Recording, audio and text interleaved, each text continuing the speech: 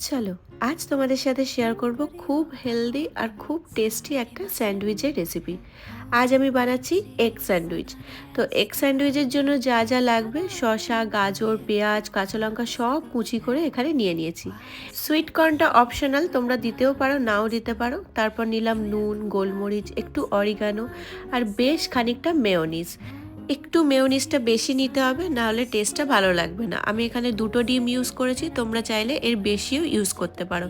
নিয়ে এবার সেটাকে ভালো করে মিক্সড করে নিলাম, অল্প একটু চিনি দিয়ে দিলাম, ব্যাস রেডি আমাদের এখানে স্টাফিং। এরপর আমি এখানে ব্রাউন ব্রেড নিয়ে নিয়েছি, দেখো সাইডগুলো কেটে একদম বাদ দিয়ে দিলাম, আর একটু অল্প মেয়োনিজ নিয়ে ব্রেডের ওপর স্প্রেড করে দিলাম। তারপর যে স্টাফিংটা বানিয়ে রেখেছিলাম ওটাকে বেশি করে দিয়ে দিলাম, উপর থেকে অল্প একটু চিজ স্প্রেড করে দিয়ে দিলাম। এইভাবে আমি সমস্ত স্যান্ডউইচগুলোকে রেডি করে নিলাম। এরপর ফ্রাইং প্যানের মধ্যে একটু বাটার দিয়ে ব্রেডগুলোকে দিয়ে দিলাম আর লাইট ব্রাউন করে সেঁকে নিলাম। ব্যাস, একদম ইজি আর খুব হেলদি একটা রেসিপি। ব্রেকফাস্টের জন্য একদম চটজলদি খুব ইজি একটা রেসিপি।